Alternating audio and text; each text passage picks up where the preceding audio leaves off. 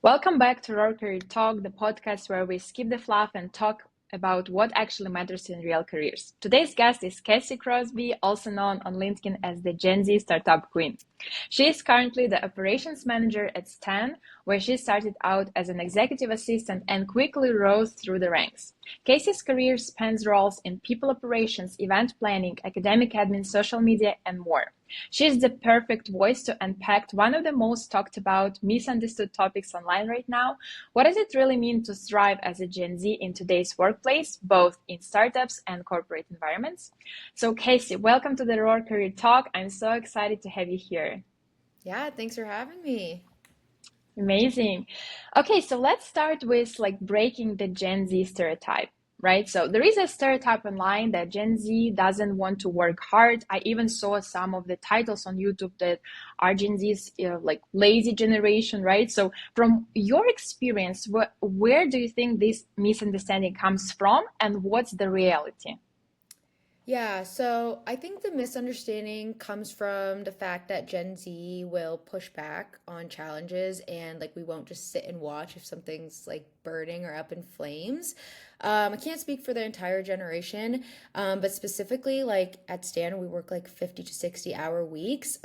So we're definitely working. I think that Gen Z definitely works differently. Like we want flexibility and we want like advocacy and like I said, like we're not just gonna sit and like watch something bad happen. But I don't think the stereotypes of Gen Z that are actually into workplace right now, like in startups in corporate, are not working because the job market is pretty bad. So I think if people weren't working, they would just get fired. Agree with that. Yeah. Beautiful. Yeah. So Gen Z generation, from what I'm hearing, is all about like flexibility, raising their voices, right? They do not hesitate to ask like uncomfortable questions, raise uncomfortable topics, which is amazing, right? So how do you personally define like thriving at work as a Gen Z professional? And what is it like? How it's different from just surviving or performing at work? So what is like thriving means for you? Because you mentioned you work like 50, 60 hours a week. For sure. So I think thriving goes back to like what I mentioned with flexibility. A lot of startups are like remote or hybrid. Stan specifically is hybrid, so we don't always have to be in the office. We're in 2 days a week, but this week I'm not in the Mhm. office because it's my dad's birthday. So like, I think thriving is just being able to do things like take care of things that matter to you, whether that's family, like your health, like pets, things like that, without being like completely tied down. I do think it's good to be in the office and like collaborate with your team members, but having that flexibility is really important for thriving. Surviving in the workplace, like I said, we do work 50 to 60 hours a week, but honestly, at startups, I think most people like each other. At Stan, everyone like really gets along. So even though we're working that much, especially if we're in office, it still can feel fun, even though it's still work. Mhm. But yeah, surviving I think would really just be like the getting in and getting out, like clocking out 9 to 5, which is not really like how it works in startup world. So that's what I think the difference is. Beautiful. Yeah, thanks for defining this like thriving term, right? So, what was the most underestimated skill you brought from your early roles, like retail or admin, that helped you succeed in your current position at Stan? For sure. Yeah. So my first job ever was at McDonald's. So that was my earliest role. There's actually other people at Stan that also worked at McDonald's. And when we Nice. were younger, people would be like, "Oh, people are looking for people who worked at McDonald's. There's your Yeah. perfect candidate." But honestly, I think that the like best skill that I got from that was McDonald's was extremely fast paced. You could be like at the front cash, and then at the drive-through window the next second, and then like literally making a burger the next second. Like it's actually really fast paced. So when you move to a startup environment that's like fast paced, but you're like on your computer, you're just like switching tabs, it's really different. But I do think that fast pace, like work ethic and experience and like a physical job, was really helpful. Yeah, absolutely. And I can totally agree with you that like working in fast-paced environments in like fast food environments would definitely like help you in your future startup or corporate environment, because you can take so many transferable skills from previous roles. So every experience matters, every experience like is super, super valuable. And let's talk about like your current role, right? So you moved from an executive assistant role into a leadership operations role in less than a year, right? So what mindset, Casey, or daily habits helped you to grow so quickly in startup environment? For sure, yeah. So when I started out as an EA, I think like EAs in corporate, they definitely have like a smaller scope, but most of the things that like I was doing were like ops, people ops. There wasn't a people ops team at the time, and like there was not really an ops person either, so it was really just me. So I was already starting out like doing like different tasks than a typical EA would be doing, and then not only that, but if there was something that needed to be taken on, this is a very like ops mindset thing, but if there was something that needed to be taken on that like someone else wasn't doing, I would raise my hand and do it. Even if I didn't know how, we have like the world at our fingertips nowadays, so you can basically figure out how to do anything. I'm not saying I'm Mm-hmm. an expert, but if no one else is raising their hand, I think that's definitely what you should be doing in a startup environment. And then not only that, but I do think like the speed that I mentioned earlier is super important. Executives love their executive assistants to be fast and like be available. That's like probably 50% of Mm-hmm. the job. So the speed, and then also I'm like pretty organized. So like if someone needs something, like I probably already have it like pulled up somewhere. So I think that's the main skills that like helped me move quickly. Yeah, I think it's very valuable for anyone who's listening now and want to kind of move forward in their career, right? Either at their current workplace or just like switching between roles, right? Like, do not afraid to raise hands on something that you don't know how to do, right? Because you can quickly like learn it during the process, right? We have all the, I don't know, we have Google, we have Gen AI tools. I really love your example, Casey, here. So yeah, startups often move fast, right? So while corporate environments, they value like more structured, organized process, right? So how you personally adapt and stay grounded in startup environment, startup space without burning out? Especially you mentioned like that you work like 50, 60 hours. So what helps you? For sure, yeah. So I think like building your own structure for your day and your own boundaries. So like no one at Stan is telling me like I need to do like X, Y, and Z with my day. Mm-hmm. We all have like open calendars so you can see what people are doing, but I do think it is helpful to have like some sort of structure for yourself. So like I try to do like my emails in the morning, and then I try not to take meetings until the afternoon because I'm trying to focus on things and get things done in the morning. Obviously, things are not always perfect, but making your own structure and like a structured day that work for you, and then also like having some sort of boundaries with work. I'm still working on that because at startups your boundaries will get stretched like pretty thin, and Mm-hmm. I think that's normal. And I do think you have to I do think that you have to be flexible with your boundaries getting stretched, because there's going to be like different projects and things that have like really strict deadlines, or like things just move fast and all over the place, that you do have to be flexible with it. But boundaries like where they matter, I think are really important. Like if you're at your dad's birthday, my dad's birthday's on Thursday, Mm-hmm. like Nice. at dinner time, I am like turning my phone off, right? So there's that. And then I think also knowing who you are outside of your job is really Mm-hmm. important. I was listening to a YouTube, it was like an interview, I think, from Sequoia, and one of the, I think the interviewer said to the interviewee, he was like, advice he gives to his child is like, don't let what you're good at become who you are. And I was like, damn, that's actually really touching. Yeah, love it. That's true. I think Mm-hmm. having like some sort of identity outside of work helps with like not burning out, because you have other things to, I don't want to say fall back on, but to do and like Mm-hmm. experience and enjoy outside of your job. And then also we do work like 50, 60 hours, but we do have unlimited PTO as well. And the co-founders like always are telling us to like make sure we take time off. We implemented the like minimum 15 days of PTO, like you have to take that.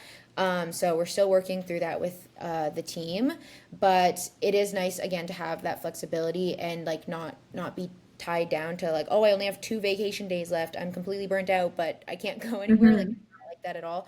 Obviously, we're not taking like 6 months off, but some people have taken like a month off. Someone just took his family to India, which is super sweet. So just being able to have the time to unplug, like fully unplug, is really helpful. Yeah, yeah, for sure. Especially like in startup environments. I personally work in a startup environment and definitely know what is it like when you need to put your boundaries, set the tone for the work, right? Like organize your calendar, like organize the work with your like stakeholders, clients, like team. Yeah. So it's very important to have this like rules, kind of, set up the right rules inside your work and outside your work. And also like as you mentioned, like knowing who you are beside the work, knowing your identity. So talking also about the other areas of your life, right? Not just the work. I see that you're very active on LinkedIn, right? So you set the tone, you share your daily routine, some wins, fails, and it's very inspiring for people who follow you, right? So how can Gen Z use social media, not just like for some trends or memes, right? But to build real career capital or personal brand? For sure, yeah. So social media can definitely be a huge credibility builder. Obviously, like all job application stuff are online now. So like if you don't have an online presence, they probably don't know who you are, which can sometimes Mm-hmm. be a good or a bad thing. But I'd say I love LinkedIn. People used to make fun of me for how much I loved LinkedIn, especially in college. But I've just been like sharing what I've been learning, what I've been working on, even what you're struggling with. The thing is, everyone behind the screen is a normal person. So I think like having this like image of yourself that is like this perfect person that has everything figured out is just like not authentic. Mm-hmm. One of my like big personal values is being authentic. So I try to say like if I wouldn't share what I'm sharing on LinkedIn like with a friend, I probably won't post it. Like there's those posts where Mm-hmm. it's like, what eating a sandwich taught me about B2B sales. Like I'm not gonna. And if you see something like that, like something is wrong. But yeah, I think just like bringing your authentic self like to social media. Obviously, there are some things that should stay offline, but bringing Mm-hmm. your authentic self to social media and like just showing people who you actually are is really important. Like I said, like job applications and everything is online nowadays. So if you're not online, people probably don't know who you are. And the thing is also in job interviews is like obviously they want a functional fit for the role, which is super fair, but people also want to work with real people. They don't want to work with people who just have the perfect answers. So I think just having that online presence, like show who you are, and then also like when you get to the stage of the interview is really important. Mm-hmm. Yeah, yeah, totally agree that nowadays, like especially in 2025, it's very, very important to be active, to be visible for other people, right? For recruiters, and just like even for yourself, right? Like I think when you learn how to write posts, how to expose yourself to the big audience, you also learn a lot about yourself, who you are, what you like, what you don't like, right? What are your lessons learned? And Casey, what advice would you give to someone who wants to start showing up online, like for example on LinkedIn, right? But is scared of being judged, especially by coworkers or the leadership in their company? Yeah, so I'd say start small. When I first started posting on LinkedIn, it was like about like school stuff, and then I posted an article. I don't know. I was kind of going all over the place, but I've seen people now like kind of use LinkedIn almost like Twitter, like they're just posting like Mm-hmm. a couple of sentences, but like some of them have Yeah. really good engagement. Obviously, engagement is not the only thing like people should be striving for, but I think start small, like start real. You can just be like, I did this today. And then I also think like people have in their mind that they want to like go viral when they start. My big thing when I first started LinkedIn was like I was in college and I was like, well, I'm gonna want to get a job or like a co-op or something at some point. So like I Mm-hmm. just want to like get out there. So I think that should be the main like goal of LinkedIn. I can't really speak to like other social media. I'm not on other Mm-hmm. social media as much. I'm taking a mental health break. But for LinkedIn, I think just like start small and like just get your name out there. Be consistent, be true to your values. And then regarding like feeling judged by leadership, like I've never had any leaders like judge me for posting on LinkedIn. Mm-hmm. Obviously like company matter, I'm not posting on LinkedIn, but I can't really speak to being judged by leaders because I've never been in that position. I also don't think I'd want to work for someone that would judge me for posting on LinkedIn. Of But course. every single person I've worked for has been like super, super supportive. Mm-hmm. Specifically at Stan, like they would want us to build personal brands because I mean I think people at Stan are going to go on to like do big things after. So they want them to have personal brands for not only that matter, but also like if we do all create personal brands or like blow up on LinkedIn, like so does Stan. So it's a win-win. Mm-hmm. So I haven't actually like fully experienced that, but I think more generally, my one friend, she had a content creator course for people with ADHD, vegan tech nomad, and she talks about it in the course, climbing cringe mountain, because like posting online Mm-hmm. can feel super cringe. I think the whole process of content creation can feel super cringe. You're talking to your phone, you're like putting Yeah, effects on of your course. videos, but ultimately, like if the like life you want or the goal you want is like on the other side of Cringe Mountain, like you're gonna tell me you're not gonna climb Cringe Mountain to get there, right? So I think it's ultimately like about what your goal is and like what you want and just like going for it and not really caring what people think. Totally, totally, Casey. Agree with you. And I also love the fact that you mentioned that you should have like a goal or the purpose why you posting, right? Not just like for getting those likes, engagements, comments, but you need to have some like purpose. For example, like I can provide my own example. I started posting on LinkedIn like a year and a half ago, around like January 2024. And the only reason why I didn't think about like getting followers, getting likes, engagements, like I will be popular. Like no, that wasn't the reason for sure. The only reason was that I'm a project manager, right? And I was feeling like I am the only one project manager in the world.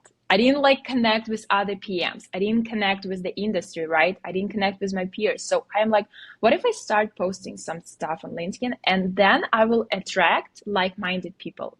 And that helped me, so I totally confirm your words that, okay, you should have a purpose and then, everything will be like not smooth, but it will be easier for you to find this motivation inside you. That's for sure. No, I Perfect. love that you shared that for sure because I also think that I've also, when I was a team of one, I felt like I was on an island of one and I was like, where are the Mm-hmm. other people? And then even like geographically, I think in Toronto, like sometimes there's just not a lot of engineers like went to the US, like people move in and out of Toronto. It's very like transient in that way. So just being able to connect with people that are not in Toronto anymore or were never in Toronto is really nice to just be able to see what they're doing like in their country. Mm-hmm. I definitely agree with that. Yeah, of course, of course. And as someone managing hiring and onboarding right now, right, as an operations manager, what do you look for in candidates the most people wouldn't expect? Yeah, so I think most startups are going to say that they want A players. Everyone is saying they want A players. No one really knows what that means. But specifically for us, and something that I actually learned at a conference that I went to is like A players usually have something to prove. So I think DoorDash specifically says like there's maybe three different types of people that could fit into this category. It's not always these people, but there's people that are kind of insecure and have something to prove. There's people Mm-hmm. that were like ex-military. I think if you can be in the military, you can work at a startup. And then the other one was like pro athletes or something because also like you have to do like repetitions over and over and over again to like win the game, like to build up your skills to win the game. So that's what they say when they look for A players. But something that I've also noticed is most A players have jobs when you're trying to search for them. So Mm-hmm. you ultimately have to probably poach them because they're working at a company and a job that they really like because basically I think A players can work wherever they want. So if you really need someone with a very specific skill set, like A player level, they're probably at a job. So you have to look not just at the open pool, but also people that are working. Right. Right. No, I love that like definition of the A player. And on this like note, do you believe that B player can become an A player? Or it's A player is something like natural that's coming from inside? I think a lot of A players are definitely like it comes naturally and it's just kind of like intrinsically within them. But I think B players can become A players, but only if they like want to become A players. And not only like if they want to become A players, but they have to be aware. that they might not be an A player. Like something that we've also noticed with like hiring is usually A players are really, really humble. Like they're not gonna sit right in front of you and be like, oh yeah, I'm like the best in the business. Like they probably Mm-hmm. won't say that. You have to look for like other cues. But I do think that B players can become A players, but it basically comes down to self-awareness and if they want to get there. Because startups and stuff aren't for everyone. Like some people are totally fine in corporate, which makes sense. It's they're different worlds for sure. Yeah. But I think that like ultimately if someone wants to like make that switch, that they can. Perfect. Yeah, absolutely. If you like listening now this conversation and think like, oh my gosh, I probably like a B player, right? So don't think like that. You still have a chance to become an A player. Or if you are successful at your current job, you love it, and you get the results, you go above and beyond, right? So maybe you an A player, right? Maybe you're not the B player. So yeah, this is really great, Casey. Yeah, thanks so much. And what's something about working at Stan that shaped your leadership style or work ethic in ways you didn't anticipate? Or you came to Stan with like specific leadership style. Have you like naturally became like a leader at Stan, right? And acquired that like leadership style, or you brought something that you already have? Okay, yeah. I think something about Stan that just like shaped how I see like leadership differently and just like how I see a company running differently is everyone at Stan reads the book like No Rules Rules. It's the Netflix book. And they talk about like feedback loops and like always having like open feedback loops, always being open to feedback, also always being open to giving feedback. I feel like especially at corporate companies, like feedback usually waits until like your performance review, but the Mm-hmm. main thing that they state in the book is like you should always be giving feedback, and it obviously goes a little bit more in depth than like what I'll be saying, but when you give feedback, it should be with the intention to like obviously help the person you're giving the feedback to, but sometimes like that feedback like needs to be like right in the moment. Like you can't wait Mm-hmm. 6 months or even a week or till the next one-on-one to give the feedback. You should always be giving feedback, especially like if it's in the best interest of the person you're giving it to. So I think that I never really had that experience at other jobs, but I do think it's like incredibly helpful throughout the Mm-hmm. whole organization and also for leadership as well. And as like an employee, I also would want like the co-founders or like my manager to give me feedback in the moment if it's going to help me. So I think it goes both ways. Yeah, yeah, for sure. You don't need to wait until your next like one-on-one, whether you're a manager or someone you manage. So if you feel that, okay, this feedback will be helpful right now, like, or some review on the work, so give it now because you will help both parties at the same time. So yeah, it's very great. And yeah, Casey, what's your biggest career lesson so far that you want to share with others? My biggest career lesson. I feel like everyone would say this, but I'm gonna say never stop like trying to learn things. I also think like AI is really like coming into the industry and there's gonna be like so many new tools and different ways to do things. And I feel like people who were, I don't want to say like siloed, but like specifically in specific departments, like I would never go and like code anything per se, Mm-hmm. but I think that like with the way things are moving, at some point maybe I will be like maybe I'll want a system and like have to code it for myself, which is crazy to think, but just the way things are moving. So never stop trying to learn. I think things are like moving really, really fast, and I think that ultimately like if you want to be the best, you can't stop learning. And then I also do think another lesson that kind of ties into this is like you should never try to be the best in the room. You should like try to be learning from everyone around you, and if you are the best in the room, you should probably go to another room so you can keep learning. Agree, Casey, with that, that you should always learn new things, right? And be 1% every day better, right? If it's not like hard for you today, maybe you haven't done something right, right? You need always experience that a little bit of, oh, it's hard to do, right? So then it means that you are growing, that's for sure. Perfect. Yeah, Casey, thank you so much for this like grounded real world insights today. I hope that was super valuable for our listeners. Yeah, go connect with Casey on LinkedIn, follow her journey. I really love her posts. And if this episode sparked something in you, share it with a friend, coworker, or your boss. Until the next time, keep building a career that's unapologetically yours. Thank you, Casey. No problem. Thanks for having me. Thank you.